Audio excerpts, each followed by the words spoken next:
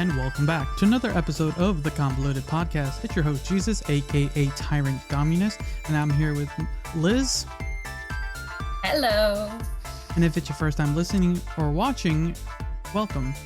Today we have returning guest host, Manny. Hey. Hi, Liz. Hey, Manny. How goes it? Thank you for covering a couple of those episodes for me. Oh, thank you. Hopefully I was able to do half as good as you do. Oh no, as far as YouTube numbers, you did really good because her YouTube numbers are not doing that great. Apparently they just don't like females. My bad. YouTube, man. YouTube. Was that a dog in the background just now? Yeah, that's my Max. My little Maxie move. Alright, cool. I thought I was seeing things again. And as Manny is dressed up for the season, it is Halloween coming up around the corner. At the time this gets released, I hope everyone's enjoying a Halloween weekend. I hope you guys are having fun. You're getting... You know what's interesting? It's like Halloween falls on a Tuesday. That seems like a very awkward thing for kids. Like, is it Tuesday? Okay. Yeah, it's on a Tuesday this year. Yeah, it's such an awkward thing for kids. Like, it's just like, and for parents, I'm like, you can't really do much. It's the weekend thing. But if you're, if you do adult Halloween, you know, it's a good. It doesn't matter when it falls at this point. It's a weekend. So exactly, you can do it before, or you can do it after, or both. So I hope everyone's enjoying. Go for it. I have a lot of thoughts to say about this. All right. Go for it. About Halloween. Okay. So I think that Halloween being on a weekday is probably the greatest fucking thing kids can have. And I'll explain why. Bruh. Halloween activities at school. Okay. Tons of Halloween activities at school. You can wear your costume to school. Teachers are going to have to spend and give candy out, right? Because I know a lot of teachers, and school board gives them no budget, right? They don't even give them budget for candy corn. Okay. That shit's disgusting, by the way. Okay. And you know what? I've never actually seen candy corn on sale beside the like Dollar General. All right. I'm pretty sure that shit can like if you ever run out of some sort of like you need some sort of candle, pretty sure you could burn candy corn. All right. Probably. Right. It's crayons, but I'll let that slide. Yeah. Hey, I still got candy corn that I ingested in 1989. Oh god, that just feels like it lasts forever. Almost as old as I am. Oh my god. Or is that You know what's funny? It's actually let's this is different what we normally do, but we're gonna jump into the first story because Manny kind of transitioned into it. Like it that is a good point that is kids being able to celebrate Halloween in school, but people are making it so that's not possible because a superintendent canceled Halloween, bans costumes in schools, citing DEI and potential harm to students' dignity. What are your initial thoughts just with the title of the article? It sounds like the Halloween special of Footloose. Yeah, okay. That's a good way to explain. It does. That's a good way to do it. I agree with that. It's depressing. That's all I gotta say. It's depressing. It is depressing. So let's find out what was this person doing? A New Jersey school district canceled official school-wide Halloween celebrations, citing its diversity. Equity? Equity? Is that equity? Inclusion values. I don't know why it's and prompt to potential to festivals to be offensive to people from various cultures and religious backgrounds. Dr. Ronald G. Taylor, the superintendent of the South Orange and Maplewood School District, sent a letter to families on October 6th explaining why any Halloween celebration in the district will be held after school hours.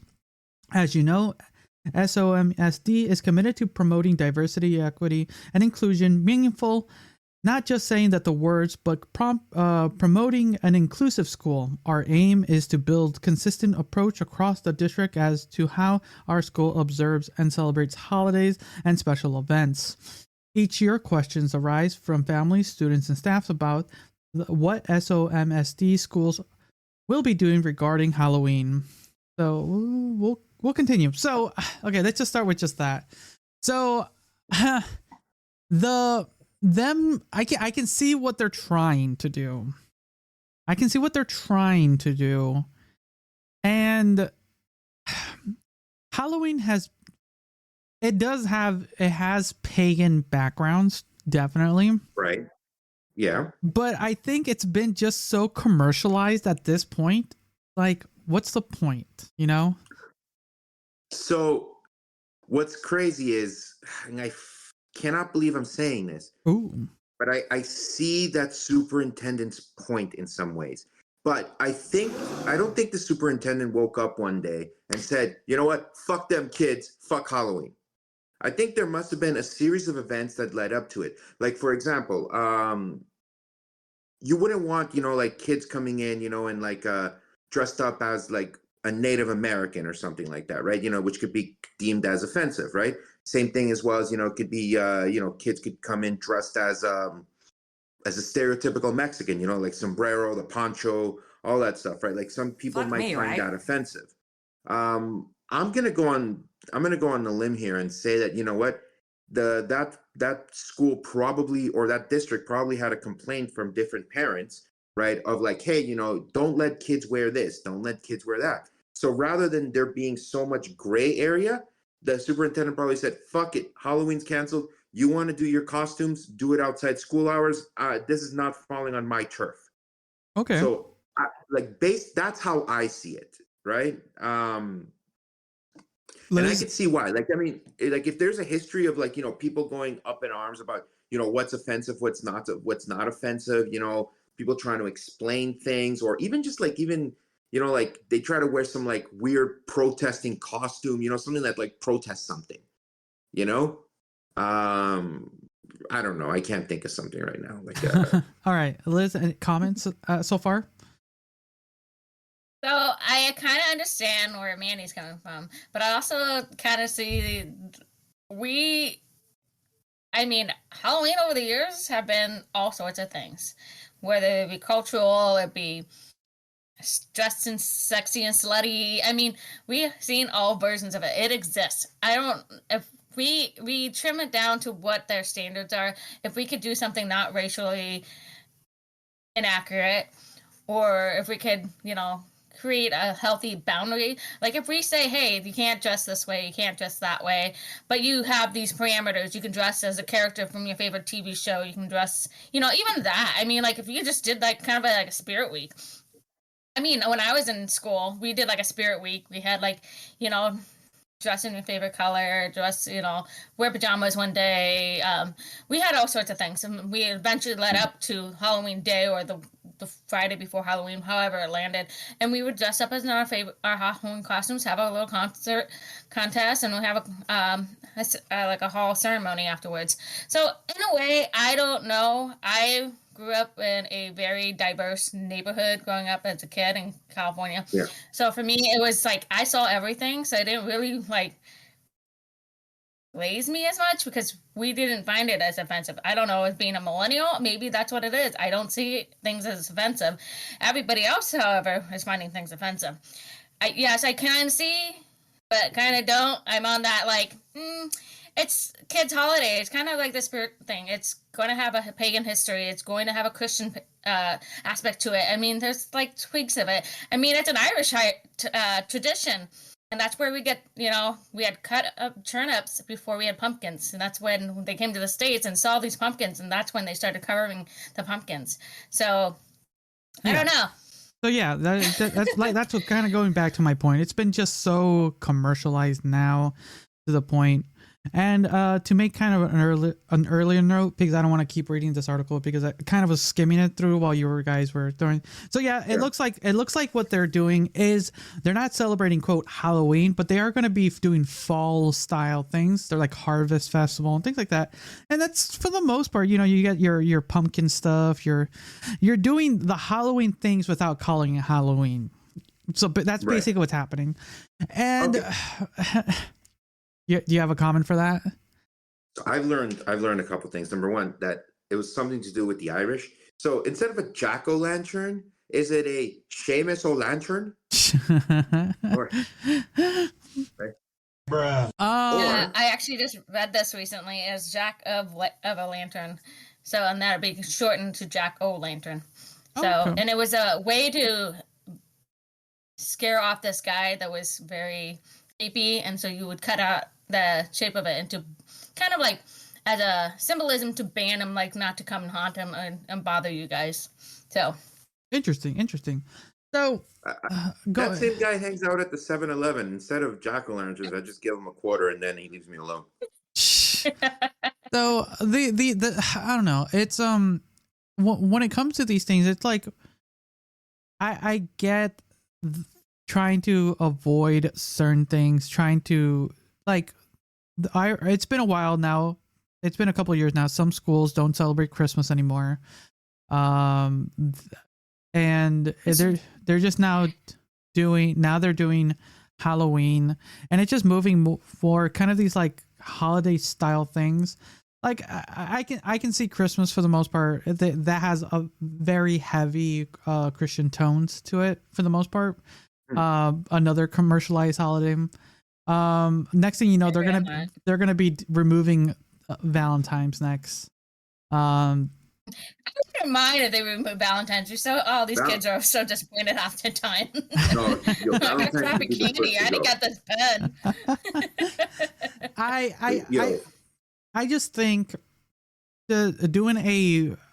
I kind of want to see how the PTA meeting went with this, because I was kind of watching a few news clips on Twitter from this, and some people are like, why? I don't know why they're doing this. Like, my kid just wanted to dress up as a pirate with all his friends. Yeah. And it's one of those things like you guys mentioned. The people that do still dress as pirates. Yeah. I don't know. The thing is, I think if it would have been fine, going back to Manny's earlier note of having a do's and don'ts and costumes, like you can do like these are the acceptable costume like lists of things, because there's a chunk of costumes there you could do that are not deemed inappropriate. To kind of go with the line of their statement. What was their statement again? Man, what are their words? Promoting diversity, equity, and inclusion. Like they can have a list that would fit that criteria for the most part. But we are on the internet. You guys are fine. we have the internet, because no matter what that list becomes, people will find a way to like, this is offensive, this is not inclusive, and blah blah blah blah blah. And it's just kids having fun for a day dressing up, Yeah. All right. So on that topic, let's get creative for a second, okay? So how would you modernize a pirate costume? So I'll go first, okay? This is mine. What I'm gonna do is I would actually just put on a hat that says the Pirate Bay, have a LimeWire shirt, and wear gloves that say keyloggers. Oh my God. You're just a hacker. That's a hacker costume. I'm a pirate. Technically, no, you are piracy. You're not. You're well, you know how there's like all those Halloween costume stores that can't use legally sometimes. Spirit Halloween, yeah. Yeah. Where you're just like generic hacker. I've been seeing those memes, and one of my favorite memes that I've seen is the Halloween costume. The one for Grandpa Joe from Charlie and the Chocolate Factory, and it's a picture of him, and the costume description is freeloading piece of shit. And I'm like, you know what? Yes. All right. I have been on the Grandpa Joe hate for a long time. All right. Okay. And I will stand by that. Okay. Do you know why I dislike Grandpa Joe from Charlie and the Chocolate Factory? Why? So think about it this way. Okay. His whole family is very poor. Okay. They're sleeping in a four-person bed. Okay. So remember, Charlie and the Chocolate Factory, you know, they have the two parents and then the grandparents, so the two kids, right? Mother, father. They slept in a four-way bed. They slept in a bed, 4 people. Okay? They were boiling cabbage. They had no money. The whole thing. That's what Charlie and the Chocolate Factory is about, right? Gets a golden ticket. Grandpa, can you go with me? Fucking dude gets up, dances his fucking way to outside. It's like, why don't you go get a job instead of your daughter, you know, going through such hardships, you asshole? True. Oh, Fuck me, but right? you come to America, you can't work after the age of 65. That's true. We'll be trying to send you out. Oh, we gotta fire you. You're too old. You can't keep up. Time to modernize Charlie and the Chocolate Factory. Actually, they are working on something not modern, but they're modernizing the movie. But that's neither here nor there. But yeah, I bet you the golden ticket is going to be an NFT. oh god, let's hope not. I'm done with those. I'm glad I'm glad that 99% of those have went under. All right, let's continue kind of in the spirit of a horror, and a true horror story, which could basically be a movie actually. Let's go with the poisoning story. Where are you? There you are. You want to read this, Liz? Where is it again? I'm sorry. I didn't see it. Poison specialist. Is it up on top or Bottom. down at the bottom? One of the bottom 3. Oh, there it is. I saw this article. It's pretty sad. I haven't read it yet. Poison specialist Connor Bowman fatally poisoned his pharmacist wife and tried to stop autopsy, Minnesota authorities say. Okay, so that is literally that. Sorry, she was a pharmacist. Damn, she was making money. So that is basically that's basically like a plot of like one of those like mystery like novels and stuff like that. That's basically the plot of. Yeah. How to Get Away with Murder. Okay, sorry, you guys were both talking at the same time. What? Go ahead, Liz. It's. Oh crap! I lost my train of thought. It's fine. It's fine. The curse of internet. But if no one has a comment, let's kind of see what happened here. A poison specialist and former medical resident at Mayo Clinic in Minnesota is charged with fatally poisoning his wife, a 32-year-old pharmacist who died days after she went to the hospital in August with stomach distress. The plot Authorities thickens. said Connor. I know, right? Authorities say Connor, 30, tried to stop the autopsy on his wife, Betty Bowman, arguing she would be cremated immediately and claiming that she had a rare illness, which hospital tests did not confirm. The medical examiner office halted the order for cremation, citing suspicious circumstances. According to the criminal complaint, an autopsy showed Betty Bowman died from toxic effects of colchicine, a medicine used to treat gout. So basically, he was like, "Oh no, we got to cremate the body. That's what you wanted. We got to do this immediately." So he was already trying to like slap this, like get it done, man. You know, yeah, you know. Okay, so if this was a movie, who do you got playing the main character? Looking at his face, Fred Savage. Yeah, that's a good. I can see that. Fred Savage. Yeah. Okay, continue. So, of course, it's. I mean, could you imagine how that conversation went down? Right, the doctor or whoever comes in is like, "Terribly sorry to tell you, but your wife did not make it. I am terribly sorry. Let's, we are going to. We can do it. And then he just turns around and says, "Do a cremation." And it's like, well, I mean, don't you want to cremate? And if he was just going on just like about that, I think he ratted himself out. Yeah. Right? By being so shifty. Pushing things is going to obviously trigger things. Like, hey, this is a little weird red flag here. Yeah. So yeah, let's just continue. Let's see what happened more. Medical records indicate she was not diagnosed with gout and had not prescribed the medicine. The claim states, adding that Connor Bowman had researching the drug prior to his wife's death. 6 days before she was hospitalized, he also converted his wife's weight to kilograms and multiplied that by 0.8, with 0.8 milligrams per kilogram considered to be the lethal dosage rate to colchicine, according to the complaint. Man, he was planning this out to the milligram. Damn. So why did he do it though? What's the motive? Oh, okay. It's coming up. We're gonna find out right here.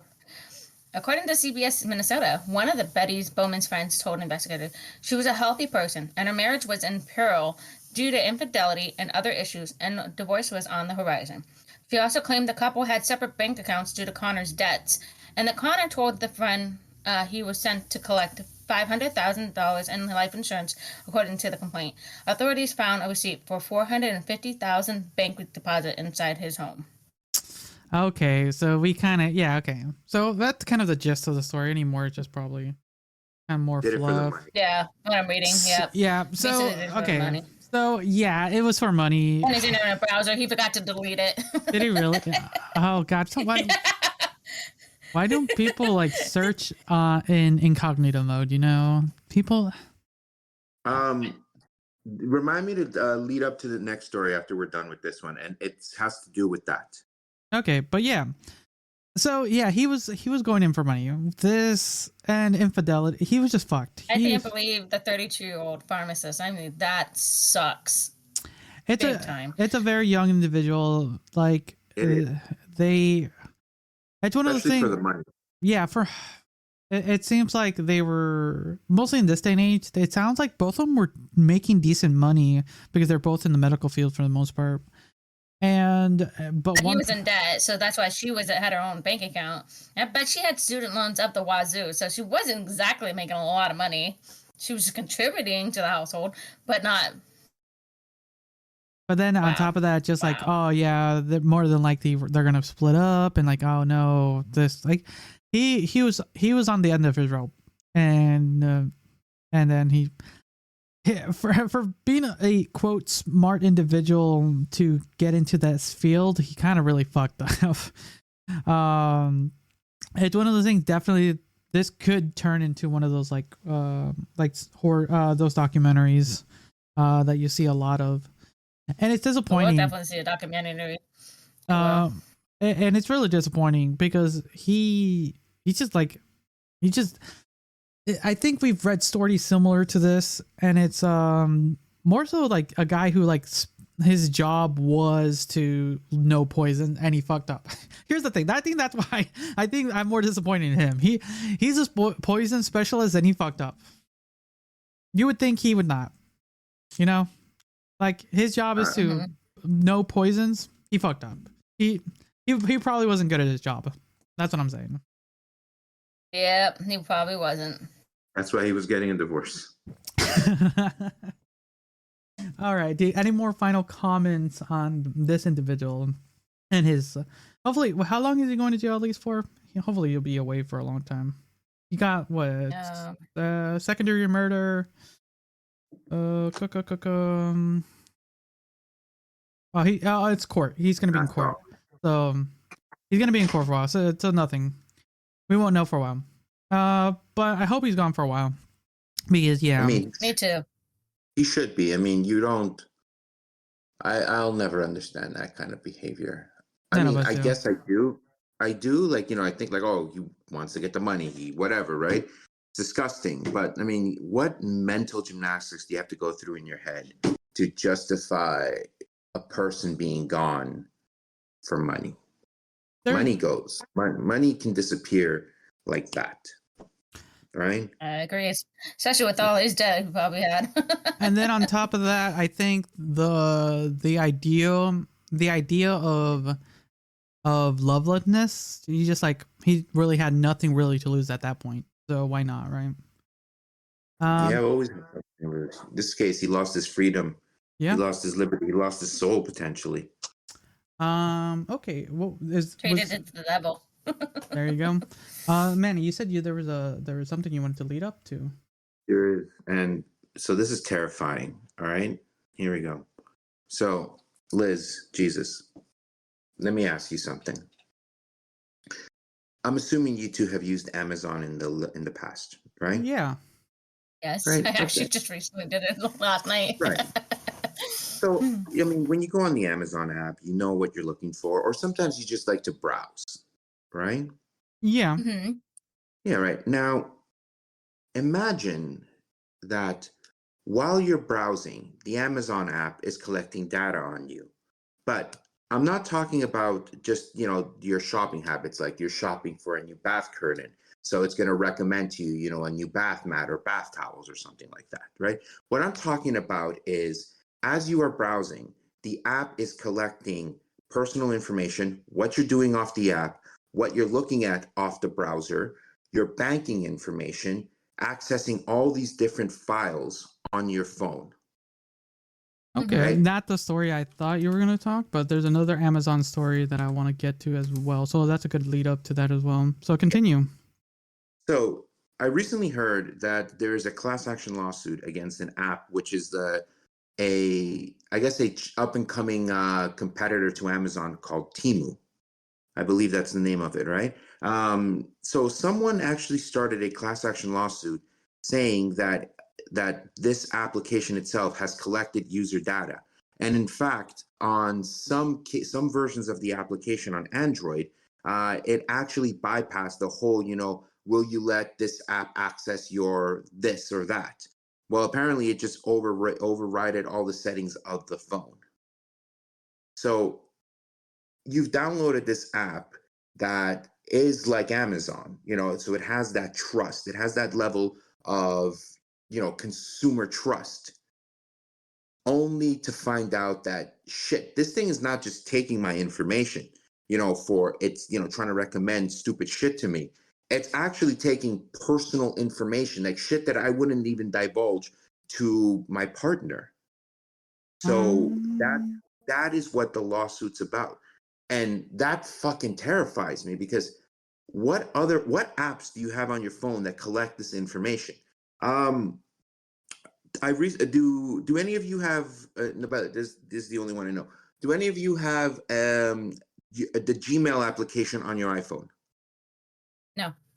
No. Wait, I'm trying to find this lawsuit you're talking about. Is there anything specific? Because I'm not finding anything specific about that. I'm only finding the lawsuit of Monopoly that's been happening for the past 6 months.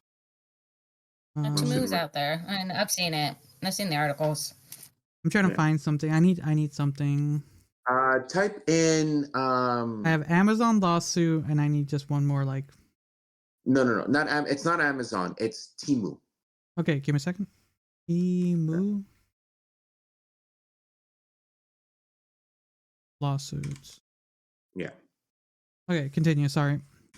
So no, some people haven't heard of Temu. It's like an Amazon type app, like that kind of shopping's in the same veil as Wish or Alibaba.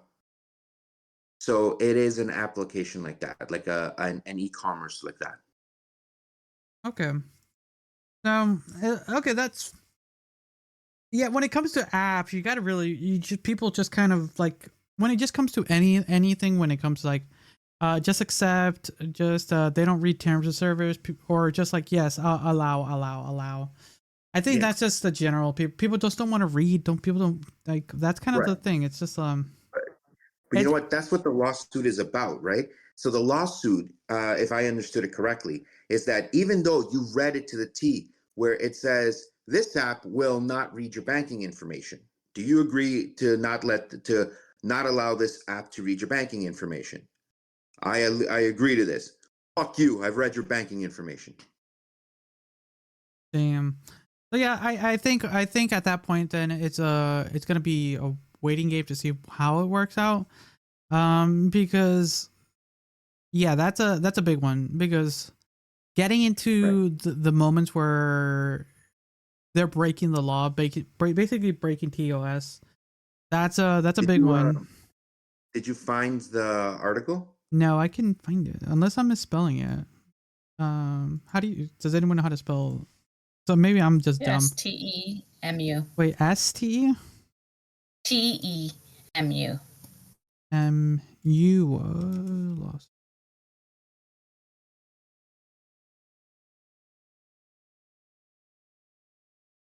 Hurting bottom line. Shin legal battle as they compete for U.S. customers. Failed to protect customer data. There it is. Yeah. Good, because I was about to say, scrub the last 10 minutes because you don't want to go up against these guys without factual information. Yeah. So this is an article from Top Class Actions. An online marketplace, Temu allows widespread and systematic theft in customers' personally identifiable information, and new class action lawsuit alleges. Plaintiff Eric Hu claims that Temu gains short-term and fleeting benefits, such as saving the cost of compliance and by alleging failing to comply with reasonable security standards that they would protect personal information. Hu argues that Temu was better? Yeah, perfect. Defendant actions did not come close to meeting the standards of commercially responsible steps that could keep to protect customers' personally identified information. So yeah, kind of what you said earlier. They're failing to protect what they originally agreed. Yeah, this is where it's a lot of legal battle.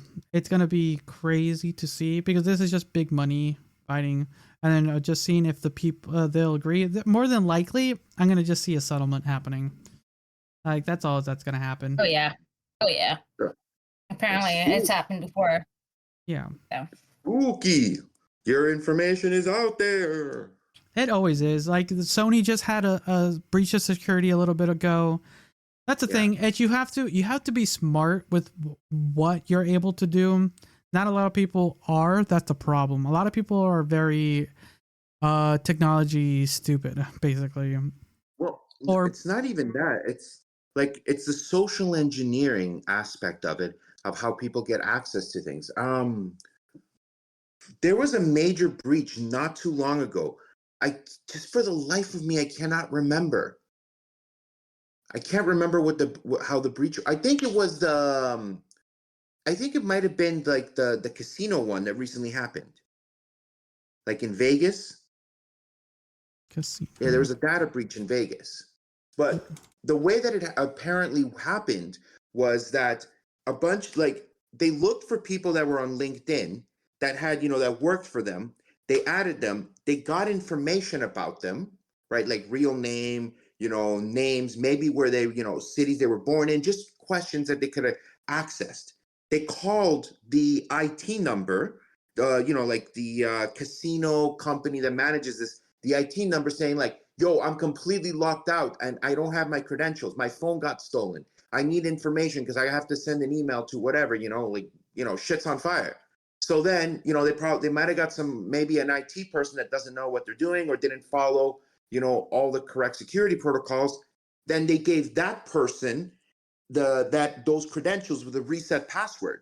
Then they got in, installed some malware onto a server. Then fuck you, pay me. Yeah, that's kind of basically how it is. So I just found the article. It says, so the prolific hacking group made primarily of young people that was behind the recent breach that crippled several Las Vegas resorts has made graphic threats of violence as part of their attempts to force victims to give up their credentials. According to researchers with Microsoft Threat Intelligence and Incident Division, members of the group it tracks as Oko Tempest, also known as OKTAPUS, tends to first target technical personnel or support desks and use social engineering techniques to trick them into giving up credentials or granting access to protect the system. Yeah, kind of what you mentioned earlier. Yeah, it's one of those things. It's like, hey, we need help.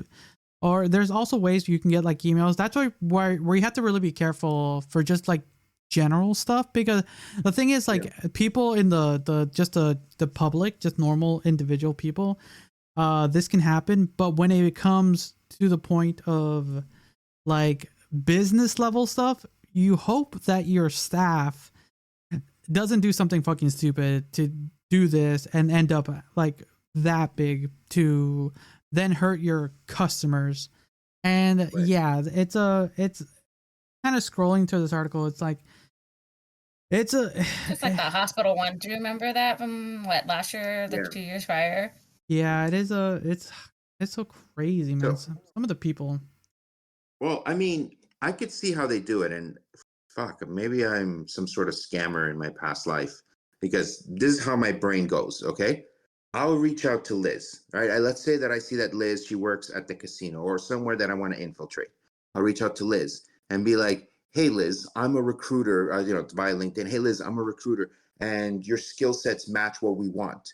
Right? Trying to mad dog us Would and you be intimidate interested in us, which applying for this role?" Right? Oh, I would. Okay, perfect. Can you please forward me your resume or some information that's going to contain her personal email and her personal phone number? Right? I have that. Now I'm going to go and I'm going to call the help desk. I'm going to be like, I'll pose as Liz, for example. I'll be like, "Hey, it's Liz. I've lost my phone. I've completely lost my phone. I can't seem to find my information." Or, "Hey, I'm locked out of my system." Okay, no problem, right? Okay, well, what we're gonna have to do is we're gonna have to send you a reset password, right? Do you have your phone with you? What's your phone number? Okay, well, I have Liz's number now. I give him the number.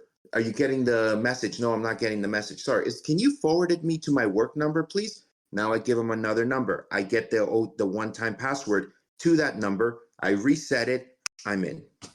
Yeah, that's one of those things where you really have to do like you got to just worry about your security with like one of the easiest ways is two-factor authentication. That's always one of the best ways to do it. This is where just in general, you have to be careful on who you're giving your information to, who you're talking to on the phone, online, not only at a business level, but at a personal level, because there's been a lot of time people get scammed. It's a thing. It's a daily thing. People get scammed left and right. Here, the reason I had asked you is if you have the Gmail app on your iPhone. Jesus, do you have an iPhone? No, I don't use iPhones. I'm not a pleb. Okay. iPhones are for people who are quotes. Really? You're gonna say that about me? Apple Mafia. All right. Kudos to Plutos. I know. Okay, so if on your phone, if you can do this, go into settings, go to security, and this is on your Gmail account, and go to see, there's a section there to check to see if your email address has been spotted in the dark web. It's going to tell you whether or not what email information has been shared based on what app. Interesting. Due to privacy reasons. Yeah, I did it the other day. What the fuck? Right? My information was leaked 6 times. I've gone out and it gives you parts of the password that were leaked. Damn, that sucks. Yeah, so that's what I'm telling you. You have to be very careful with these things. Like, I wouldn't download a shit ton of apps. Like, if there's an app out there, to control my freaking, I don't know, like my lights, right? Yeah. Guess what? I'm not going to give you access to local area, to pictures. I'm not going to give you access to shit, right? You know why? Because I don't trust this application. There's you have to kind of now we've reached a point where it's no longer, the crazy tinfoil hat conspiracy person, right? Of oh, every app's going to take your information. Motherfucker, every app is taking your information. At this point, yeah. At this point, every app is doing something to your thing because it's just every company you ever been involved with. I mean, that's just gonna keep escalating. It doesn't matter. It's just how it just becomes to how limited you want to give someone your information. Like for myself, I have 3 different emails. I have my personal one, an alternate one, and quote business one. Where that's how I handle everything. Good. And so it's all divided. So if anyone wants to take something from, someone wants to take anything from my quote personal one, there's nothing but spam newsletters on that shit. No, go go crazy on my newsletter. Oh, okay, dude. I got a story to tell you then if you're going to talk about spam emails, okay? No, I'm fine. That we're just gonna be tangenting off from there. It's just when for any listeners or watchers, just even if it's not your job, just for a personal level, just careful with the applications you're getting. Try to always get at least, for the most part, ones that are through the main companies. Even those may be what's the word I wanted to say? Compromise. Thank you. But even then, just try to make sure you have I know people don't like complicated passwords, but it doesn't have to be complicated. You can make it an extremely long sentence, something you remember. Yeah. That's an easy one. If anyone wants an easy one, just make it a reasonably long sentence, because it's gonna take forever for someone to crack a 10-word sentence, you know. And then two-factor authentication, you know, that's always great.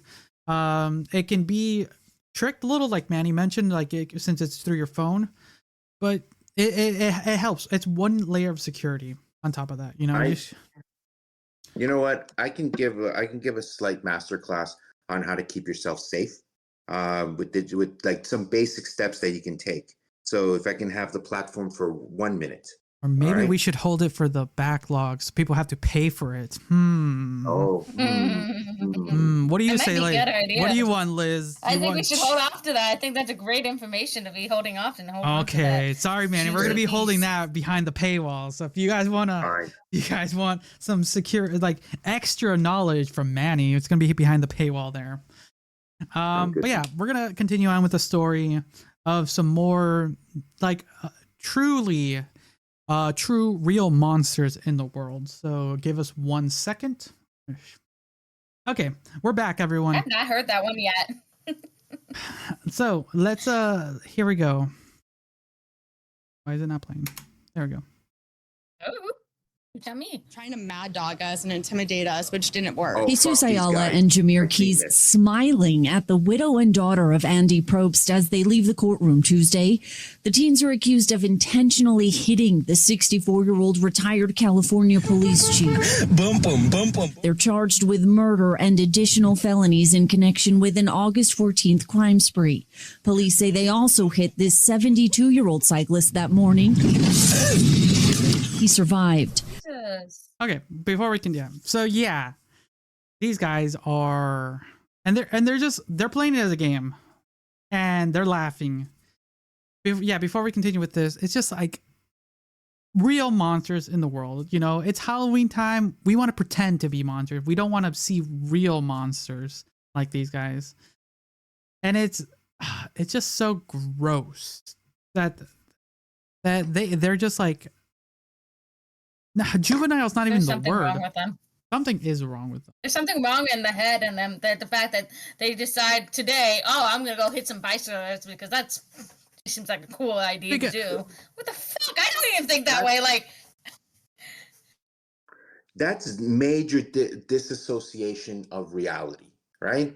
Those fuckers thinking GTA. Oh, I'll respawn. I'll get this. I'll get that. It's not a big deal.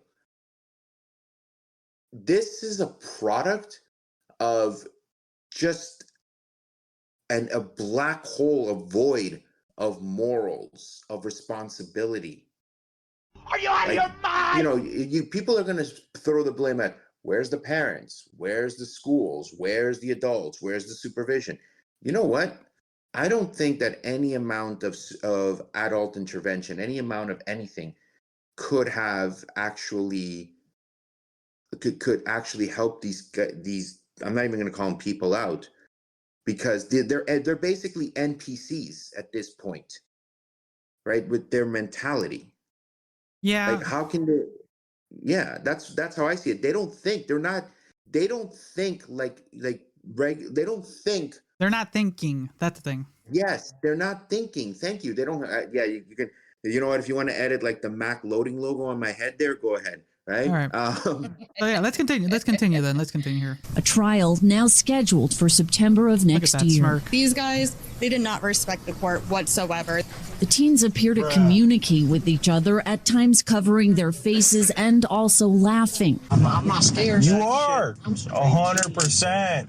On Monday, we obtained police body camera video showing the moment after Ayala was taken into custody.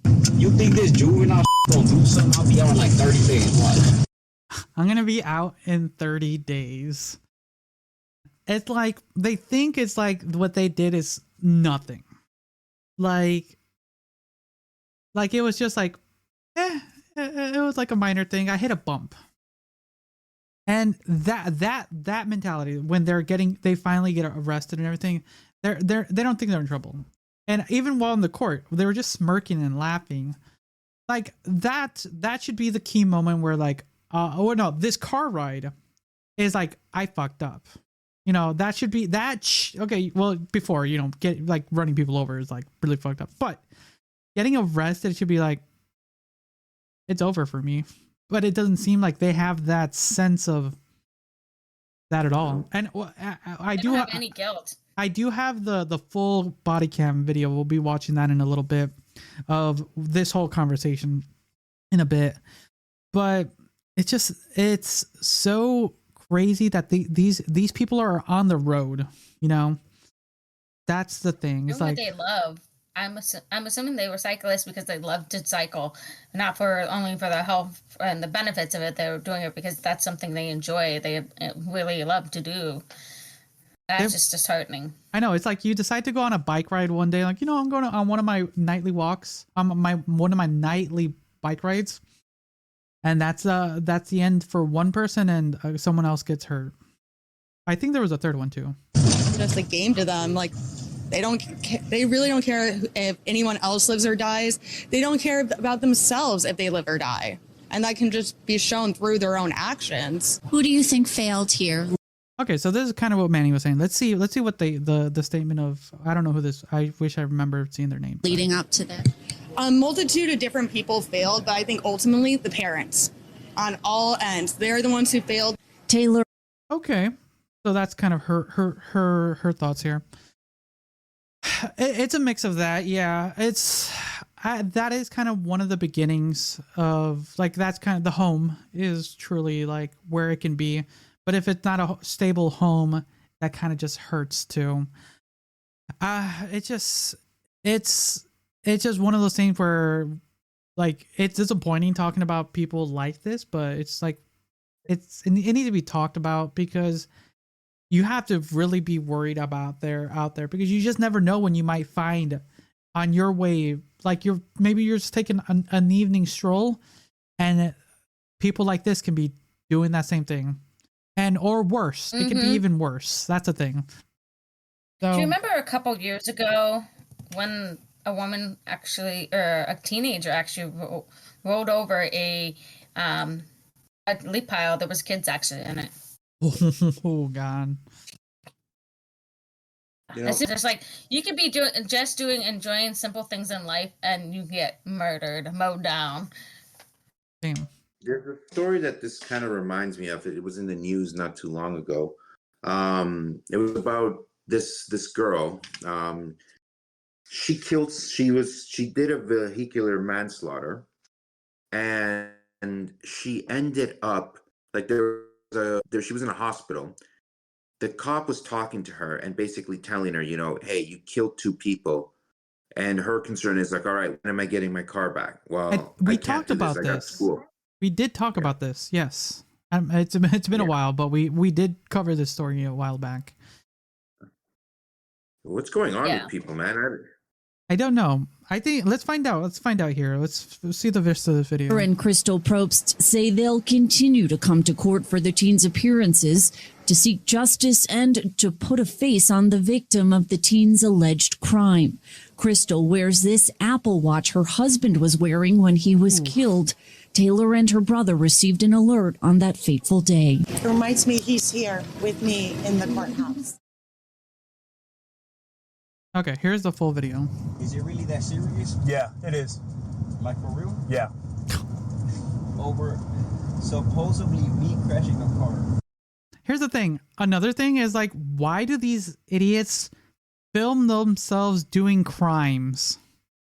You know? Clout. Yeah. I agree with him on that one. They only did it just to say, hey, this is what I've done. To showcase to your friends, like, oh, look what we did. It's a lot worse than that. Huh? Think I'm gonna come out on the news? You might. You think this juvenile gonna do something? I'll be out in like 30 days. Watch. Ah, bitch. Oh my God. You might be out of juvie in 30 days and moved over to an adult jail. Because that's how bad it is. It's just a hit and run, slap on the wrist. Okay, give us 1 second, everyone. So yeah, it's really disappointing that this is the next generation, or a slight percentile of it, but a percentile can be for every one that, like, we'll say if it was 100,000 people and this is just one, that means there can be like thousands out there like these people, and that's Yeah. and Really, it's psychotic. It's psychotic. that is true psychotic behavior. I mean, kind of bring up a bit of an interesting the question, like a bit of a dilemma that we can talk about for a second. Is it that this generation is, like void of morals and, whatever you want to call it, or is it that just they're filming themselves? Because previous generations were fucked up too. Like I'm old enough to not have been filmed, filming some stupid shit that I did when I was a kid. But I can tell you that, like if this was, if I had access to the shit that that's available now when I was younger, I probably would have done some stupid shit online. Definitely. Not I to think that degree. Yeah, definitely. I think me and Liz talked about this with privately with our friends and stuff like that. Definitely, I think the idea of the quote word clout, that you have the access to not just show the people, your close friends, your circle, these amazing, your quote, amazing things you're doing, no matter how amazing or stupid it can be. You can show the world this, and getting just these likes, these hearts, this attention just drives it and continues, and that's kind of a problem we've been seeing a lot. Without getting too deep into the bushes in this, it's a problem, and there's another story we could talk about, but that in itself is its own podcast episode. I agree with you. And it's just, I think as far as this situation is our concern, in my opinion, I think they should get, for the lack of any humanity, I think they should get full sentence for what they're getting. They should make an example of them, right? Parade them around like, hey, kid, you want to do some stupid shit? You are going to jail. Look at these two dumb shits. They're in jail for life. Yeah. I Okay. agree. Absolutely agree. Any final kind of conclusion thoughts for this story? Fuck them. I hope they go to life. I'm sad they don't have the death penalty in California anymore, but damn, they need it. I think that was Las Vegas. We don't need these humans. I think that was Las Vegas. Huh? Oh, Vegas. I'm sorry, my bad. Nevada. I don't know. Does Nevada have it? I don't know. Yeah. But we'll I don't see. think so. Okay, let's kind of pivot a little bit. Liz, you posted an article about a pilot and some crazy shenanigans he was doing. Which one should I post? The one you did or the one I did? Whichever. There's the same story. Okay. All right. If it will load, give it a second, guys. Off-duty pilot said, "I'm not okay," before trying to cut engines mid-flight, charging documents say. Portland, Oregon, an off-duty airline pilot riding in the extra cockpit seat on a Horizon Air flight said, "I'm not okay," just before trying to cut the engines mid-flight, and later told police he had been struggling with depression, according to charging documents made public Tuesday. State prosecutors in Oregon filed 83 counts of attempted murder against Alaska Airlines pilot Joseph David Emerson, 44, on Tuesday, just before he appeared in court with his attorney, Noah Horst, entering not guilty pleas on his behalf. Federal prosecutors, meanwhile, charge Emerson with interfering with a flight crew, which can carry up to 20 years in prison. 88 counts of attempted... 83. 83. That's still a lot. God damn, that's how many people were on that flight. Oh God. This is another reason flying can make people who are afraid of flying. This is just adding things to that. Yeah, I know, right? Manny, you fly a lot. I do. I'm flying right now. Oh, there you go. Did having a ex pilot or off duty pilot breaking He's the off duty. He was riding an extra cockpit. So I'm assuming he was picking up another flight somewhere. So he was just getting to the next destination to pick up his next route. Okay, but did the idea of let's just say any individual trying to what did he do? Pull the pipes or something? He was basically gonna cut the engines. Okay, So so all he had to do was like press his, and then the nosedive. Did that ever come to mind, Manny? Like, did that ever come to mind that an individual had the knowledge and ability to like, I'm gonna crash the plane by this method?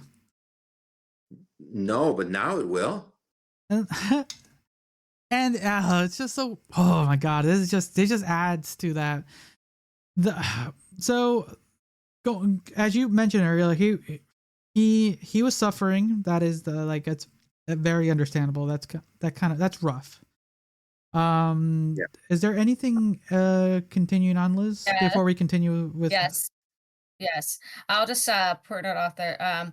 He had been struggling with depression, that a friend had recently died, and he had been taking psychedelic mushrooms 48 hours before attempting to cut the engines. Okay. He also said he had not slept in more than 40 hours, according to the document. Okay, so it adds fuel to the fire. Okay, that it did. I had to add it. I mean, we're gonna find out in court. I mean, it's already all over the news as it is, but I mean. Okay, so I was like, okay, he was suffering, everything. Like, then you threw sleep deprivation and then magic mushrooms. Okay, that kind of throws everything else on the side. Like, I understand, like the loss of a dear friend, a family member can be very hard. But boy, mixing these other X factors to it and then putting other people in danger, like, oh God, you should have called off from work. You guys just like take the next flight. Money, they could call off from work. Take the next flight. Dude was off duty, so I mean, he was I don't know. I'm gonna guess that maybe he knew some people in the crew, because if he was riding on the extra No. cockpit, Okay, so he rides in the extra cockpit. So my sister, being a flight attendant, always can hit a jump seat on a plane to get to the next destination where they're flying out, where she's supposed to be working on that flight. So the same thing for him. I'm assuming that's what he was doing, was flying in the cockpit, because he was because he was in uniform. He has to be in uniform. It's just like when my sister does jump seat for another airline to get to another destination, she's got to wear the uniform. They have to do that to get to the next destination. So to work the next destination. Okay. So yeah, so he was just like catching a ride, basically. So he was hitching a ride. Yeah, so I was scrolling through this thing and see. So this is what he said. He said, "Quote: I pulled both emergency shutoff handles because I thought I was dreaming and I just wanted to wake up." So because he was dreaming, his thought was because he was dreaming, he put the lives of so many people in danger. Oh do you know what I just realized about this story? What? This is just one of those horror stories about, you pick up a hitchhiker and the hitchhiker tries to kill you. This is this story, but on a plane. And look at that shit. Yeah. It works. It works. We modernized the story now. We improved it. Yep.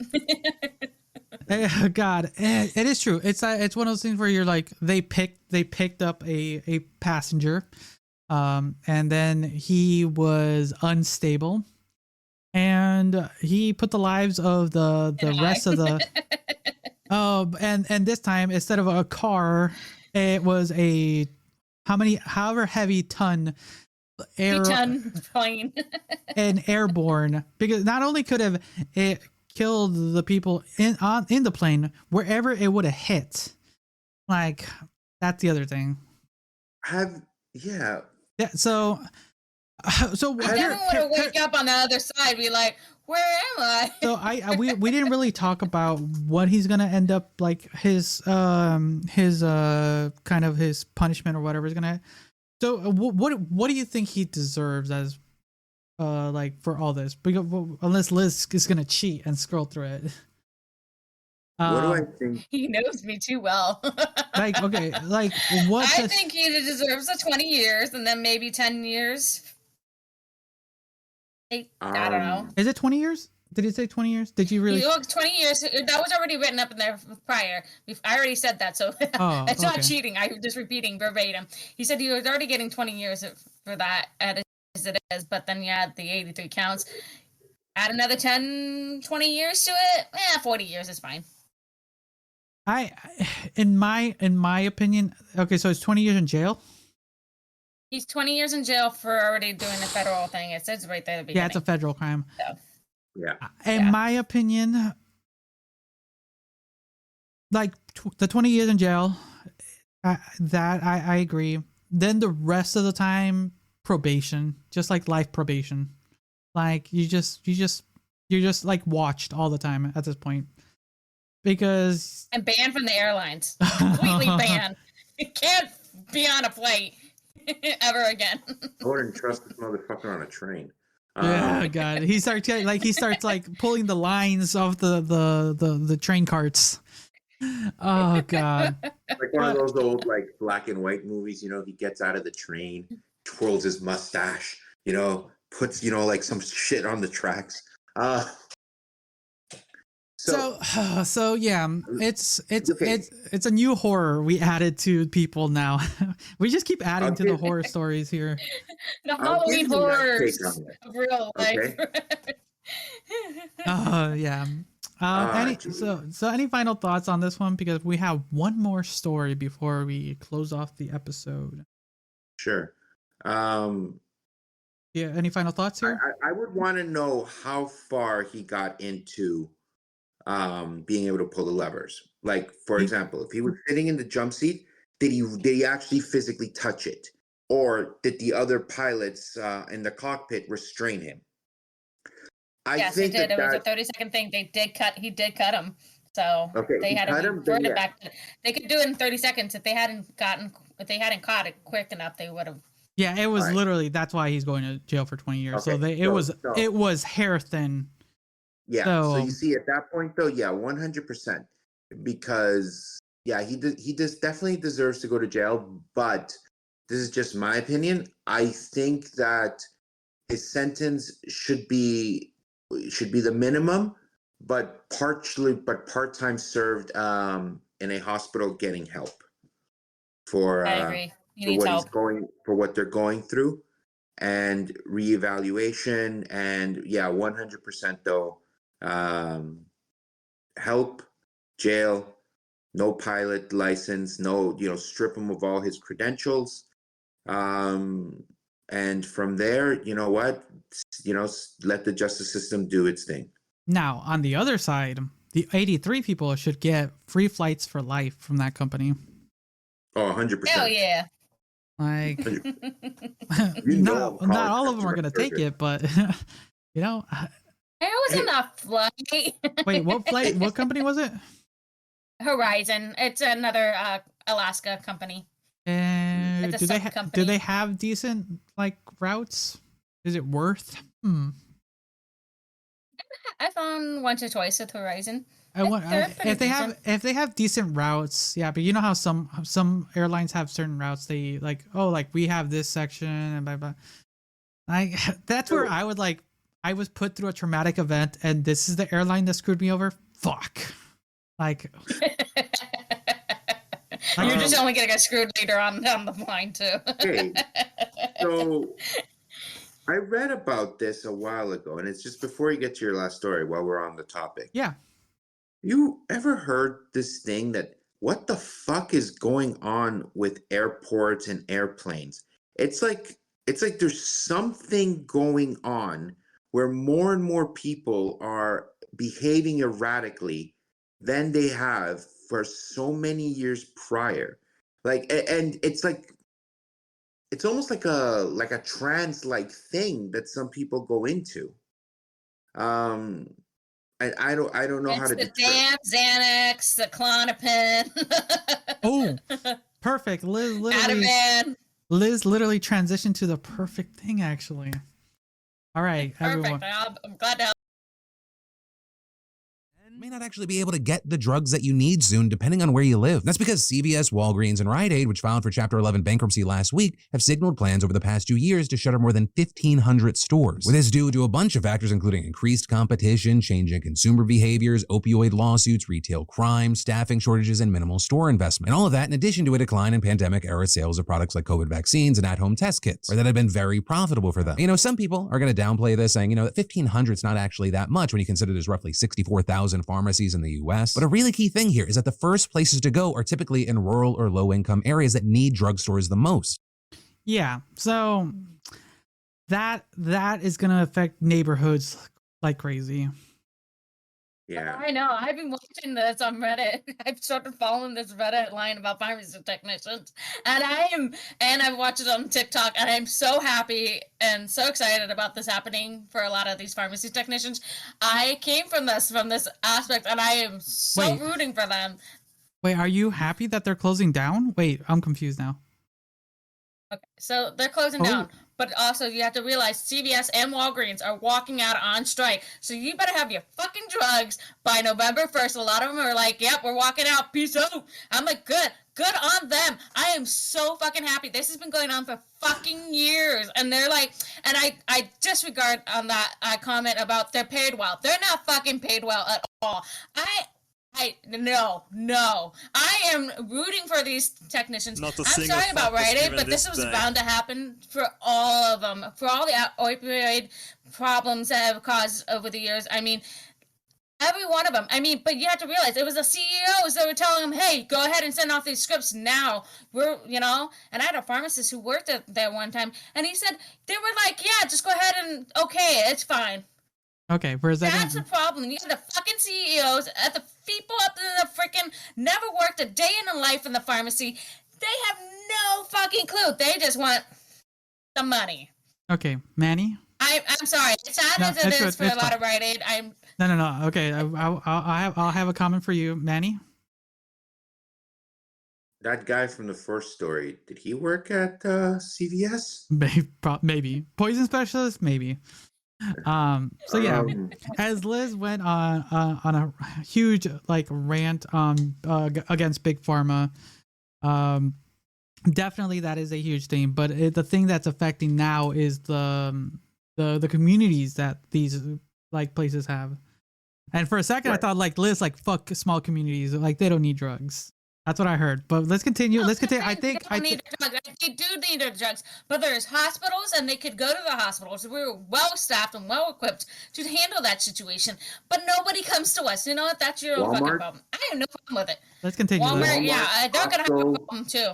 All right, let's continue then. So with their one and only pharmacy packing up and leaving, many communities are left with nowhere to buy essential medicine for miles. And with that, a professor at USC who studies the topic estimating that about 1 in 4 neighborhoods across the country are so-called pharmacy deserts. And even when there is a pharmacy nearby, that doesn't mean that it's going to be affordable, take your insurance, or offer the drug that you need. And that's on top of the fact that these are the same places that tend to have the highest rates of things like diabetes, high blood pressure, asthma, and mental illness. And studies have shown that pharmacy access directly affects how closely people adhere to medication regimes set out by their doctors. And then to make a bad situation worse, many of these places are also food deserts, meaning that they have limited access to healthy and affordable food, often because supermarket chains don't find it profitable to sell there. Now, a big thing to note with this is that not all the gaps are being left completely unfilled, right? Instead, we're seeing retail giants like Amazon and Walmart having stepped in with their own pharmaceutical and medical treatment businesses sold at a lower price. Okay, so there you go. So there is alternatives, like you guys mentioned. Yeah. That's the thing, is you have to really let the people know about these alternatives. That's the thing. Yeah. There are so many long terms out there. I can rat off a list of them right now here locally in the Portland Northwest in general. I mean, dude, they're out there. I will gladly give you a list. It's not that hard, but again, nobody talks and some people are very particular. They want to go to this pharmacy. They have to go to this pharmacy because insurance says I have to go to X, Y, and Z, and this is one that you're getting covered. Yeah. I mean, CVS was the same way. I mean, if you have CVS insurance, Caremark, they say you got to go to CVS or you have to have their mail order. So this is interesting because Manny lives up in Canada. How does that stuff work up there in the north? basically you do get your prescriptions if you're under a certain income bracket, right? Or actually just kind of have, I'm not 100% sure on it. Yeah, you can give but your I do your know that, best. yeah, but basically if you meet certain criteria, mainly based on income, you do get your prescriptions free. You just got to do your copay, which is usually like $6.99 or something like that. But if you have That insurance, copay. but if you have insurance, for example, right, you can probably just get some, if I go to the pharmacy right now, I'm going to be paying 80% off. I'm going to be paying 80% of what the charge is. Okay, that's still pretty Right? good. That's what it is. Now, Wait. my father, who's a senior citizen, Wait, right? He doesn't sorry, pay I think I messed shit. up. You're paying 80% or the 20%? I think I messed up. I'm only paying the 20%. Okay, I heard that right. I wait, I think I misheard him. Okay, that's good. That's good. Yeah. So my father was a senior citizen. He doesn't pay shit for his prescriptions. Okay, which I find that's reasonable. I would say that's like Take care of your elderly. Okay, continue. Yeah. Right. Additionally, as well, right? I mean, the nice thing about our health system is that we can go to I can go to a walk-in clinic right now and get a prescription refilled. For example, I mean, like my brother, he needed to get a prescription refilled. He went to a walk-in clinic at 10:30 at night, and he had the prescription in his hand, without an exaggeration, at 10:45. And I've heard stories like that. Yeah. Yeah, he didn't pay jack shit because the walk-in clinic was the one had a pharmacy in there. So the doctor saw him, told him, "What do you need?" "Oh, I need a refill for this prescription." "All right, when are you going to go see your family doctor?" "Oh, I'm going to see him in 2 weeks." "All right, here's 2 weeks worth of the prescription." All right, cool. They faxed it to the pharmacy inside the walk-in clinic. For the pharmacy, they accepted his insurance. He's like, "Okay, cool. All right, 10:45. He's out. He's got his prescription." God, how It's not fax. It's electronically sent, right? Just FYI. Yeah, it does. It lives with the background information. But yeah, that seems. I wish it was that smooth sometime. But let's continue. Let's see what more is happening. And often delivered. Also, notably, there you have big pharmacy chains fighting back against that by scooping up insurance companies, then steering policyholders back through their doors. Or like, for example, Aetna patients get a better deal if they shop at CVS, which acquired the insurer in 2018, and it's basically the same setup between Blue Cross Blue Shield and Walgreens. But then also a casualty. So yeah, what you mentioned earlier. This is where then it's competition. This is where the fun part of like skirting people, segregating them for the most part by insurance. There's like people talk about segregation in the sense of income, race, and all that stuff, but man, you can get segregated by so much, by technology, by your insurance. Oh, there's so much you can go in. You could be in your own little pocket like circle of yourself. Oh God, and there's like hearing Manny's kind of things on how for the most part, a general understanding of how the Canadian health system works for the most part. It is. It's interesting that you still have you do have the ability to get another layer of healthcare, from what I understand, right, Manny? Yeah.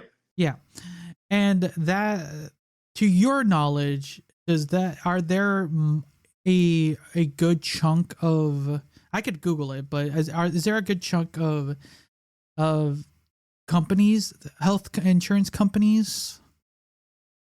There are, but they're not really necessary. Yeah. I mean, right? Because if you don't have insurance, you don't get it, right? But at the same time, though, like we also have a dental insurance plan as well, Canada-wide, where if you can't afford dental care for your kids, right, or for yourself, then the government pays for the dentist. That's good, right? I mean, even the province does that. My sister, she works in the dental field and pediatric dentistry, and she tells me that they accept the government funding for it.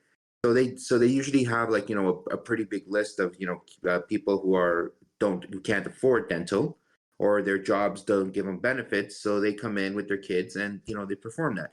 I mean, it's wild how some of this stuff is. Like my dentist, right? I get my cleaning, and if someone doesn't have insurance, he has a special where it's for the equivalent of $80 US. They do a cleaning, an X-ray, and then you can cut. And if you need like a crown or a filling or anything like that, you can work it out with him. And it's usually he's pretty good. He's pretty cool. That's like haggling. Like, all right, I got this deal. Yeah. Oh right. God. All right, let's continue then here. It's mainly it's mainly like, okay, hey, okay, you got to fill these 3 cavities are really bad. Oh, I don't have the money to pay it. Okay, let's fill the cavities. Pay me what you can.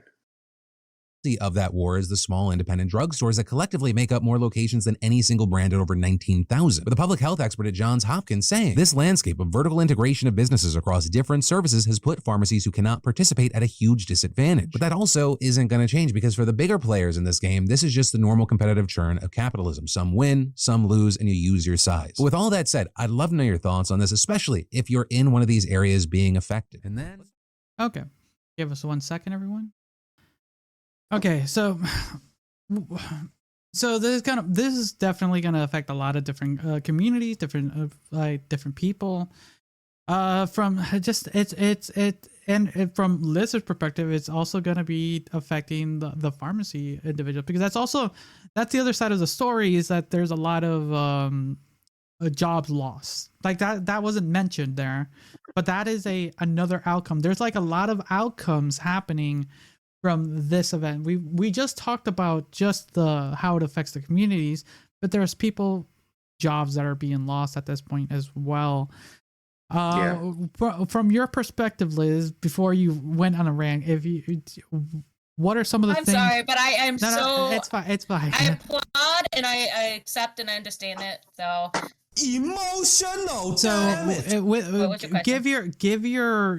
Give kind of a few bullet points of how this is some positives that are coming out from this, if any, from a pharmacist perspective. So there's not really positives for people losing the access to a pharmacy. But it will definitely bring out the idea of the culture that we definitely need to change in pharmacy. Hopefully we'll see a pay increase for across the board for pharmacy technicians. I'm hoping that's so much right now, because coming from the retail at one point in my lifetime, it was hell to deal with the customers, and the customers are not always right. And customer service in general is not great. We've had so many stories of just horrible customer service, and we will still have more people. We will still have more to share, because there's never ending. We have more stories that we weren't able to get talked to, but there's always a story out there. Mm-hmm. And I'm hoping. I'm hoping that. Okay. Are we going to start to use the hand raising motion? Okay, what are you hoping for? I was just trying to name my last bullet, because you told me 3 and I only got 2. Okay, that's fine. My third one is I hope that we see an outcome of maybe of more mom and pop shops coming back to life.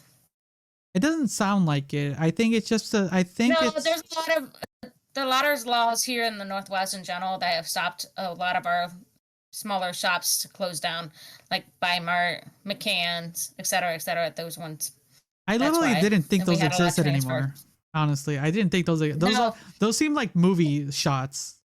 Like you see those in movies. I'm like, oh, you go to your local grocery outlet, and there's in the back is a pharmacy.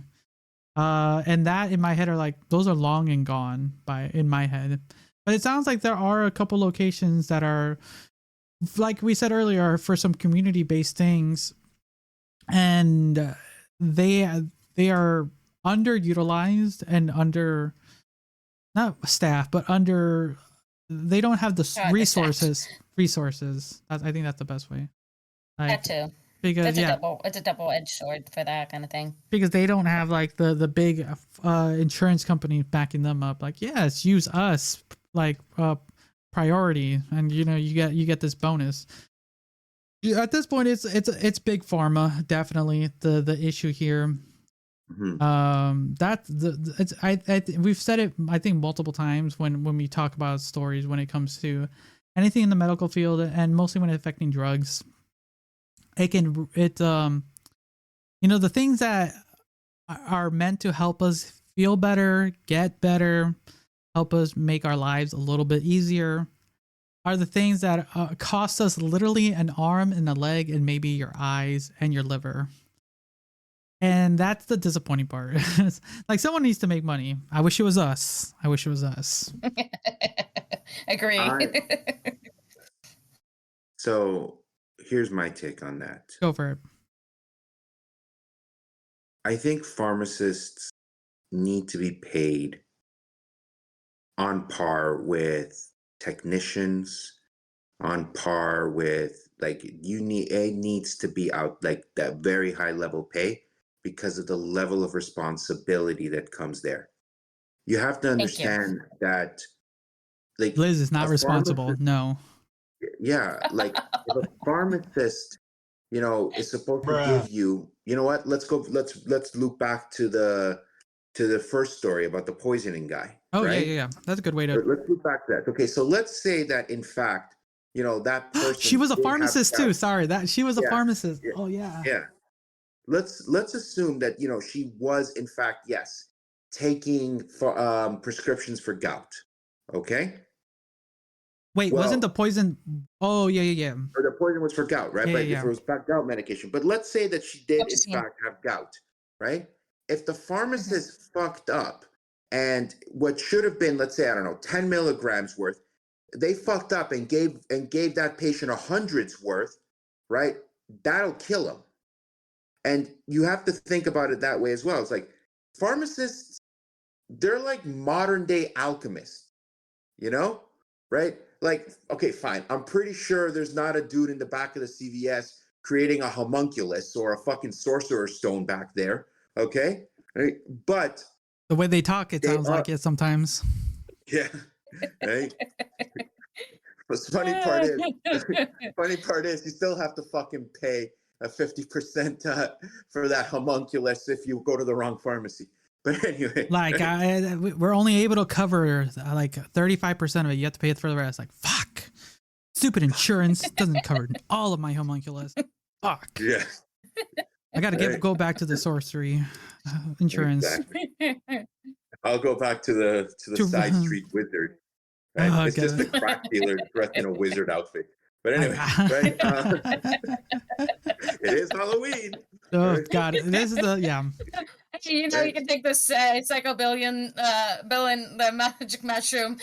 You can make it whatever you feel like. He has the homunculus, the mushrooms, the poisons. He has it all. Exactly. Oh God.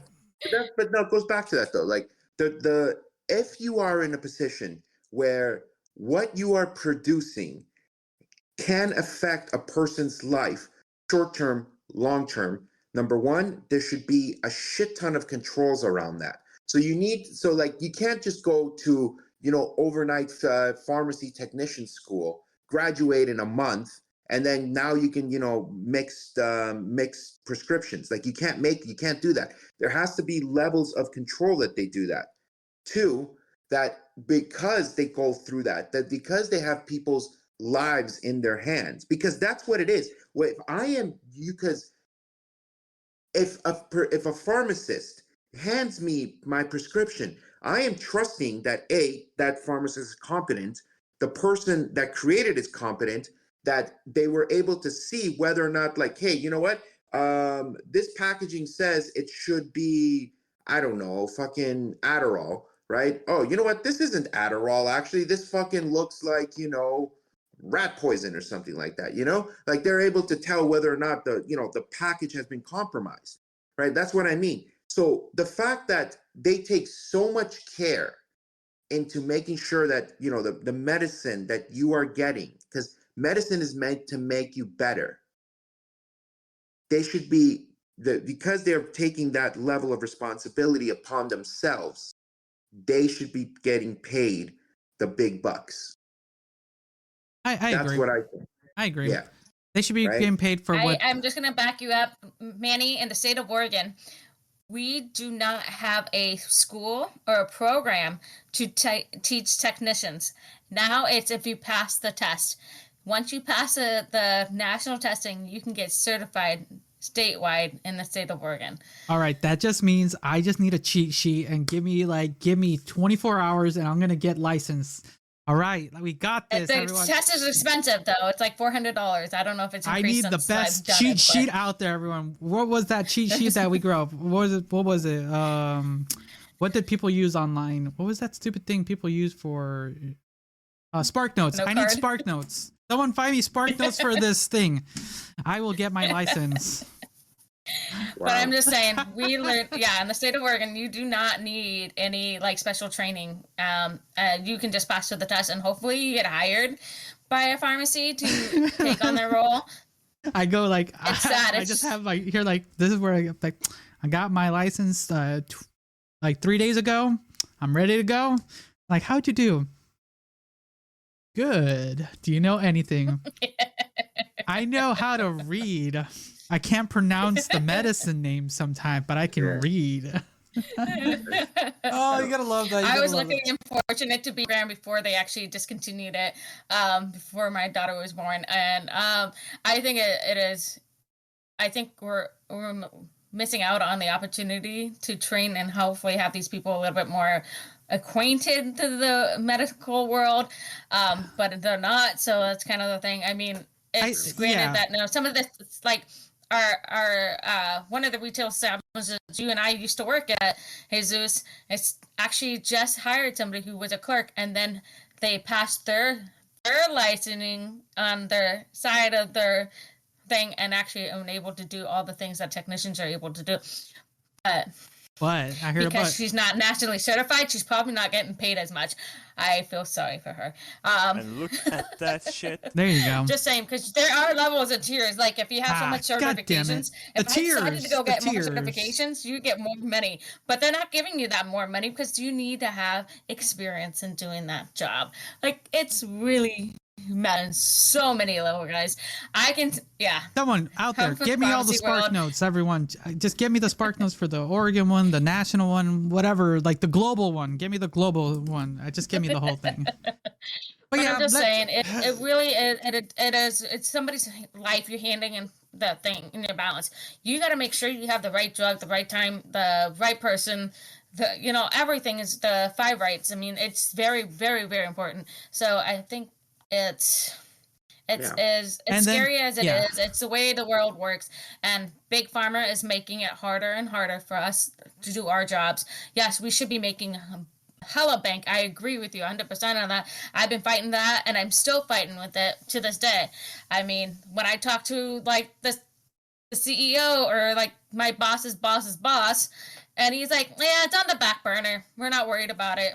I think they're more worried about like, we need to close down this place and that place to earn more money. No, and kind of then, and kind of then just kind of concluding, going back to kind of the community-based part of the story, where there are resources out there, and it sucks that some resources, they're like, online resources have become very valuable.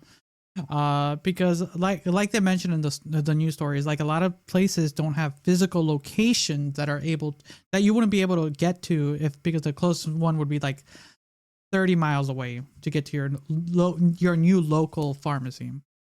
So do your best to find resources not nearby, but online alternatives. Hospitals will be helpful too, especially if you need to fill a script today for your antibiotic. Because antibiotics, you shouldn't wait. Get that filled ASAP.